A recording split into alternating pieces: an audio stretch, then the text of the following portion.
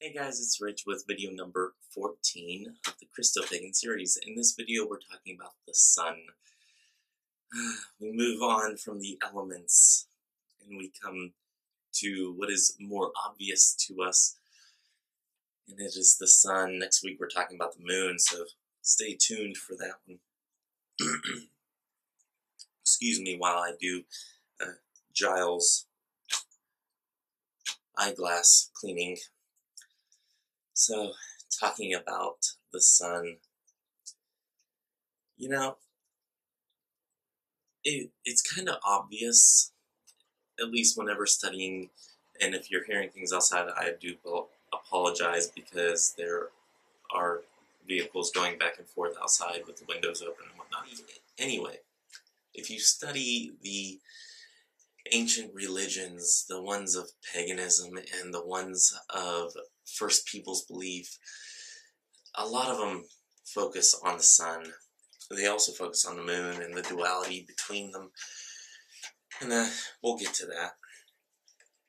But you see the focus on the sun.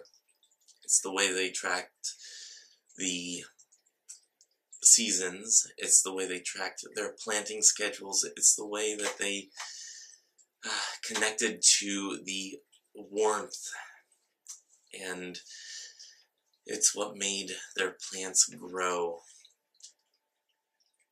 So it really had a huge impact on the circle construct, the way that they connected with the land that they were at, the days of the week, the months of the year, the seasons as they fall.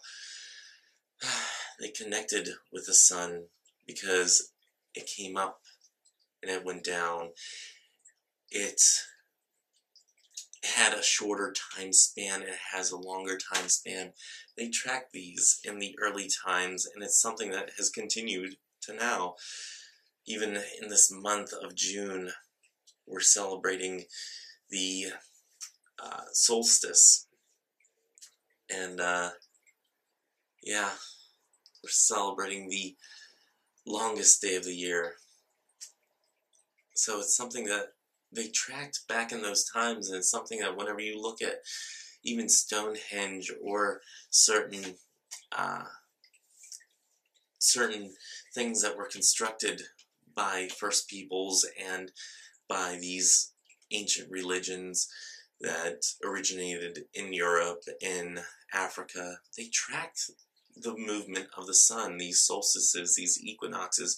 They tracked all that stuff. And I find it amazing that they track this. And they thought of this as a god. And I had a lot of trouble seeing the sun as a god aspect for the longest time. And I even still have a little bit of a trouble seeing it as a god construct, because I see deity as beings, or at least the individual gods. I see them as beings, as people that have flesh and bone and human type construct, depending on what deities you follow. They definitely have a human look to them. But the more I look at the sun, the more I do make the connection with a god construct. Having a Christo-Pagan perspective on it, I'm reminded of the verse in the Gospels where when Christ was crucified, the sun went dark and the moon was that of blood. And I find this interesting. Some people say that it was an eclipse, and some people argue no, it wasn't an eclipse because of blah blah blah blah, in some scientific aspect here and there. But with all that aside, whether or not it is scientifically possible that this happened, whether it was a miracle that did in fact happen, I find it fascinating that even in the Gospels that they would even reference to the sun, because it wasn't something that was particularly a huge part of their practice. they followed the sun phases and the moon phases, but they didn't really set their entire construct of deity around it. So I find it fascinating how the sun played a part in this particular story, whether or not it was even scientifically possible. I find it fascinating. And the fact that in this verse, as the soul, as the Spirit of Christ left the human body in this time, or in this day, that as the soul was transitioning from the human body to a pure spirit aspect, I find it fascinating that at the same time, whether or not, like I said, whether or not it's a scientific thing, that it is even mentioned in the Gospels, I find it fascinating the link between the soul leaving the body on that day and the sun growing dark, or going dim, or going dark, however you want to see it, that they even mentioned it. And I definitely see a pagan type of aspect in even mentioning it.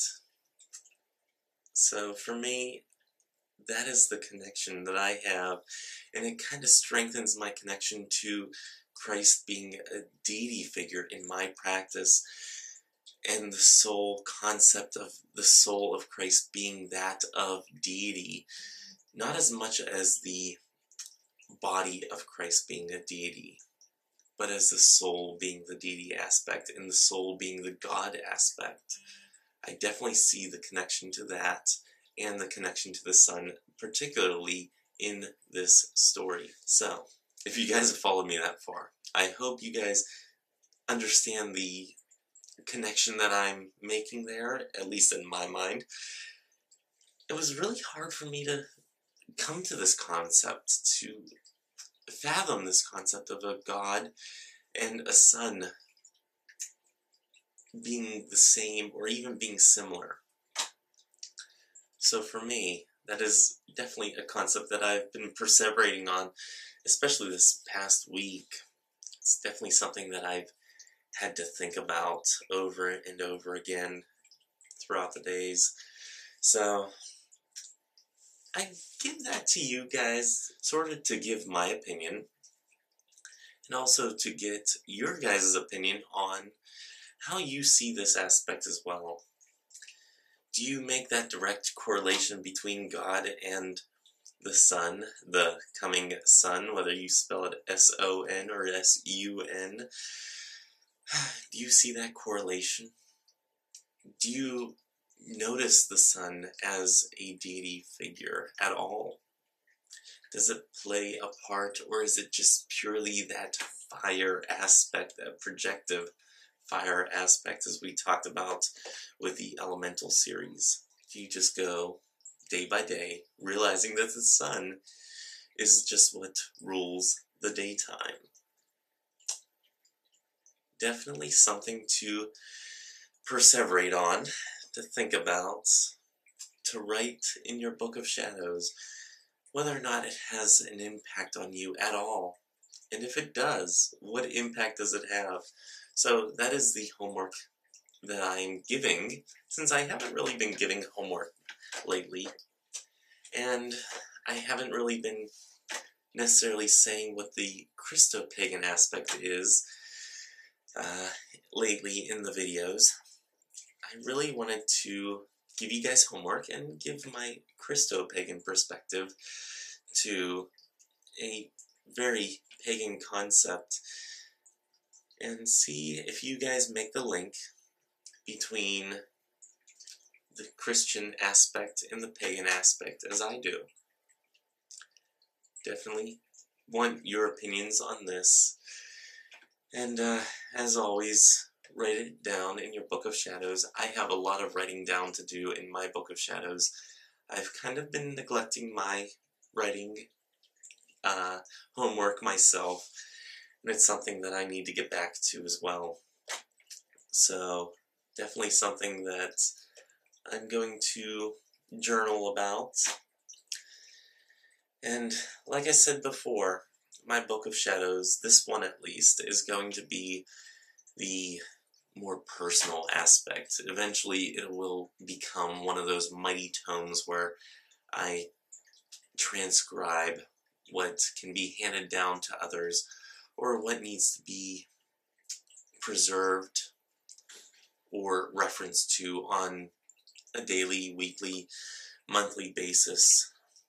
And this one being kept more as a personal journal or personal gospel of sorts, eventually having that mighty tome grow from what I keep in my day-to-day writings or my weekly writings in it.